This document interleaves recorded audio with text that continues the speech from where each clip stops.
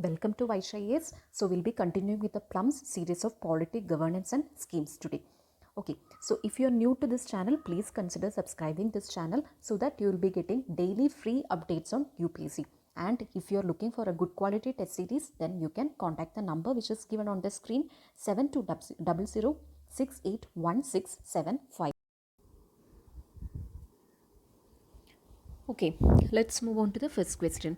So the first question reads, which one of the following determines that Indian constitution is federal? Okay, so read the options: a written and rigid constitution, an independent judiciary, vesting of residuary powers with the center, distribution of powers between center and the states.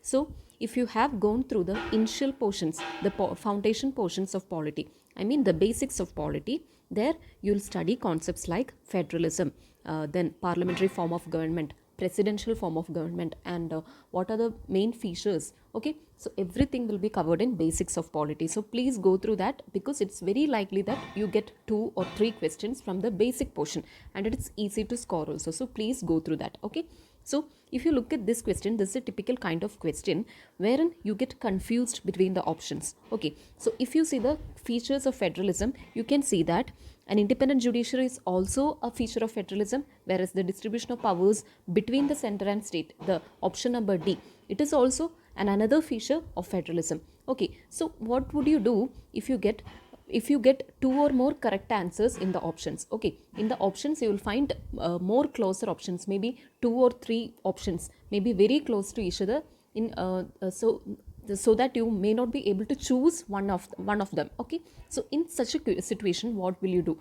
So you have to go for the most suitable option if you have the risk appetite. Okay, if you have attended enough number of questions, you will attend these kind of questions wherein you get a confusion, and if you have to attend such questions, you have to go for the most probable option, the most suitable option you have to select. Okay, so with respect to federalism, the most important feature, the defining feature of federalism is distribution of powers between the center and state. So here in this question, this is the correct answer, option number D. So C you can confidently eliminate, vesting of residuary powers with the center. That is not federalism, that is unitary form of government. Okay, whereas the other 2 options seems to be correct. If this was a statement kind of question, like 1, 2, 3 statement kind of questions, you can go for this also. But if you have to choose one among them, then this would be the most suitable option. Okay, so these kind of questions can appear.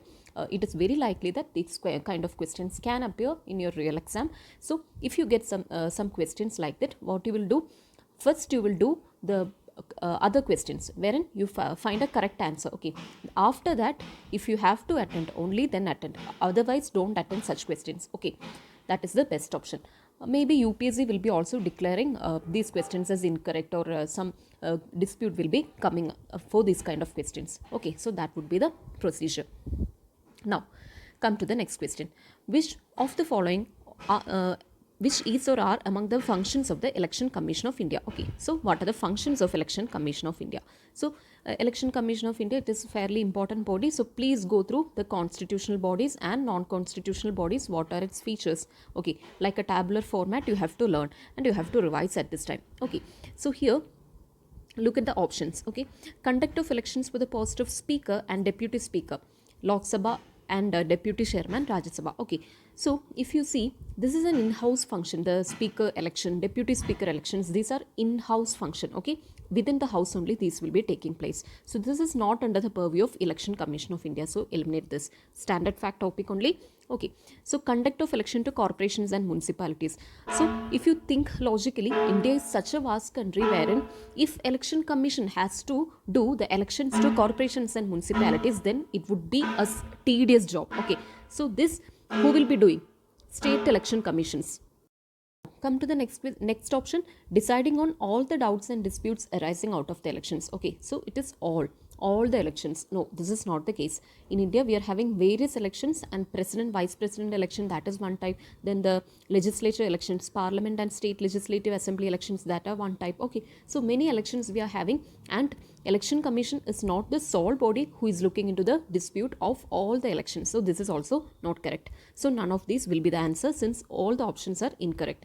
And I have given some functions of Election Commissions of India. If you need, you can take a pause and read these. Okay, Election Commission is important for this year, so please go through this. Okay.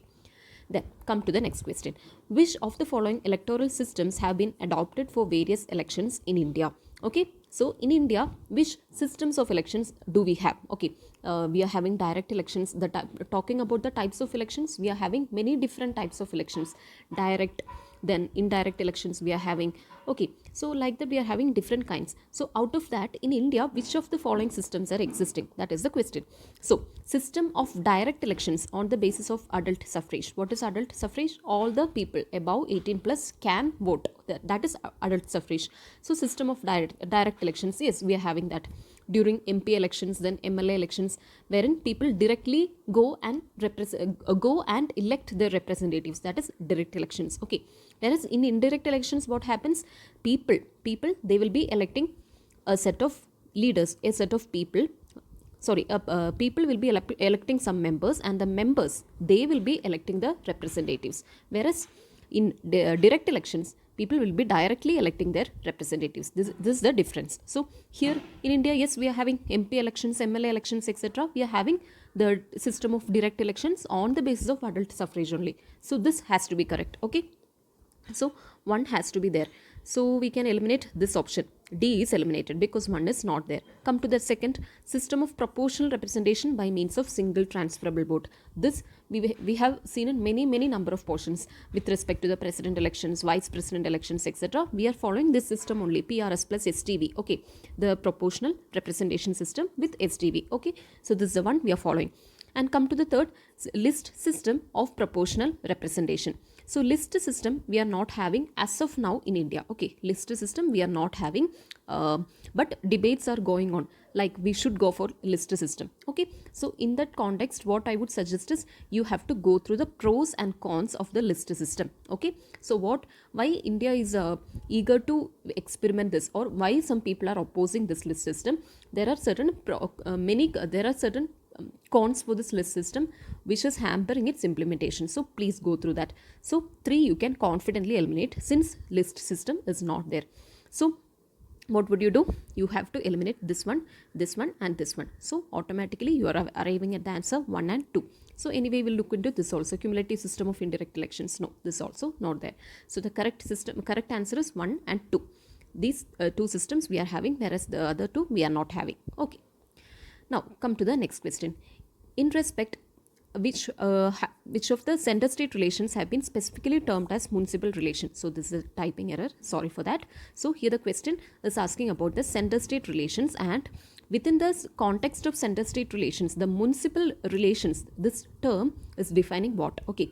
So here what you can expect is sometimes UPSC can frame a question from this only. The term municipal relations seen in news, or the term municipal relations connects to the after that they'll be giving certain option: parliamentary form of government, center state relations, presidential form of government. So whenever you hear this terminologies, you should be able to connect what it is related to. Okay, you should be able to connect that term to the concept which it is related. Okay, so here municipal relations is a terminology related to center state relations that you should be able to infer during your exam. Okay, so municipal relations, what is municipal relations? It is nothing but center's control of the state in the planning process. Okay, the planning process, in whenever state is planning something, center will be having certain control. So that particular concept is meant by this term municipal relations. So the correct answer is D.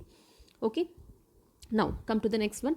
Which one of the following statements regarding exit poll is correct? Okay, exit poll. These kind of questions are also frequent in polity nowadays. See, we cannot learn everything from Lakshmikant or everything from one standard books. Okay, sometimes we have to have a knowledge of the in ground processes, what is happening in the ground, what is happening in reality. So you have to go through newspaper, you have to have a constant touch over what all happenings are there in your locality. Okay, all those things becomes important from the UPSC point of view.